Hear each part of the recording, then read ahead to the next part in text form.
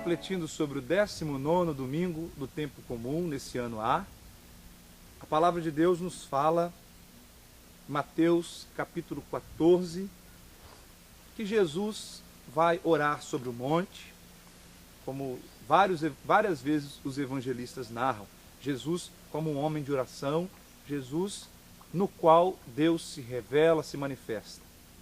Nós vamos ver duas grandes teofanias. Teofanos. Teofania quer dizer a manifestação de Deus. Nós vamos ver esse gênero literário chamado teofania na primeira leitura, primeiro livro dos Reis, e no Evangelho segundo Mateus, capítulo 14. Então vamos à primeira leitura. Primeiro livro dos Reis, capítulo 19.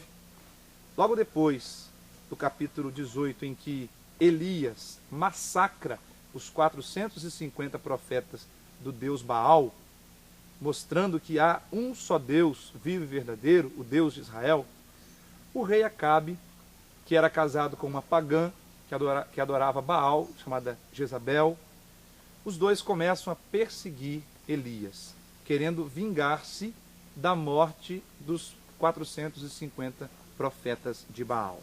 Começam a perseguir Elias, Elias foge da presença deles, com medo, aterrorizado.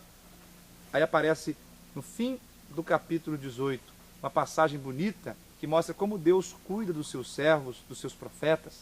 Deus envia um anjo naquela caminhada de 40 dias e 40 noites que Elias fez até ao Monte Horebe, e o anjo apresenta para ele pão e água, dizendo: levanta-te e come. Deus vai cuidando do seu profeta, o profeta que mostrou que só Deus de Israel é o verdadeiro Deus.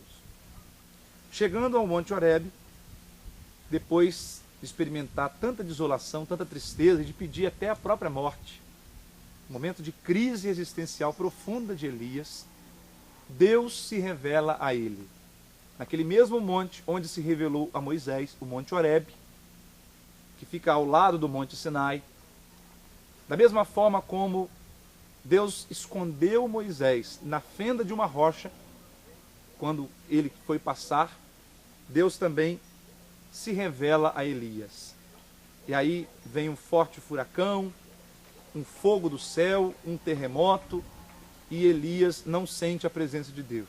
Até que, numa brisa leve, numa brisa suave, Elias cobre o rosto, se prostra por terra, porque percebe a presença de Deus.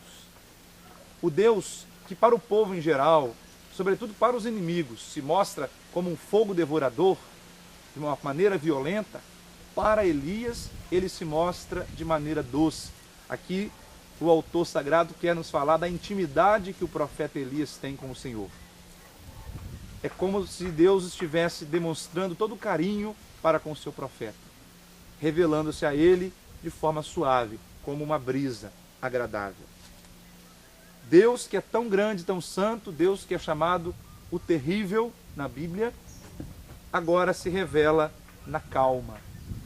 A oração do dia desse 19º domingo do tempo comum diz: Deus a quem ousamos chamar de Pai. Esse Deus terrível, esse Deus santo, forte, poderoso, é o Deus que por causa de Jesus nós podemos chamar de Pai. E aí vem então a segunda teofania. Depois da multiplicação dos pães, Jesus está orando, os apóstolos estão na barca atravessando o mar da Galileia, e às 3 da madrugada, Jesus percebe que eles estão em apuros, porque um forte vento sopra, as ondas que se formavam no mar da Galileia eram contrárias, de modo que os apóstolos ficaram perdidos no meio do mar. Jesus então vai caminhando sobre as águas do mar da Galileia socorrer os seus discípulos. E aí, a mesma admiração que Elias ficou quando experimentou a brisa suave, a presença de Deus, os apóstolos também manifestam. Sobretudo Pedro, o chefe dos apóstolos, o representante dos demais apóstolos, Pedro também se prostra no chão, como Elias, e adora Jesus como o único Deus vivo e verdadeiro. Jesus é Deus com o Pai, como aliás em Romanos capítulo 9, que é a segunda leitura, o apóstolo Paulo afirma. Uma das únicas vezes em que na Bíblia aparece claramente a afirmação de que Jesus é Deus está aqui em Romanos 9. Paulo diz que Cristo está acima de todos e é Deus bendito para sempre. Paulo afirma claramente que aquele Deus que se revelou a Elias no Antigo Testamento se revela plenamente em Jesus, que é Deus como ele, que é o seu Filho amado. E aí, como Elias também teve os seus momentos de desânimo, Pedro também, ao ser chamado por Jesus para caminhar sobre as águas, por um momento enfraquece na sua fé e começa a afundar. E aí Jesus reclama que ele tem pouca fé, mas logo Jesus o recolhe de novo na sua barca. Então, queridos irmãos e irmãs, que o Deus que se revela ao mesmo tempo tão grande e poderoso e, por outro lado, afável como um pai amoroso, que esse Deus nos sustente nos momentos da nossa fraqueza, do nosso sofrimento, como sustentou Elias, como sustentou Simão Pedro. Assim seja.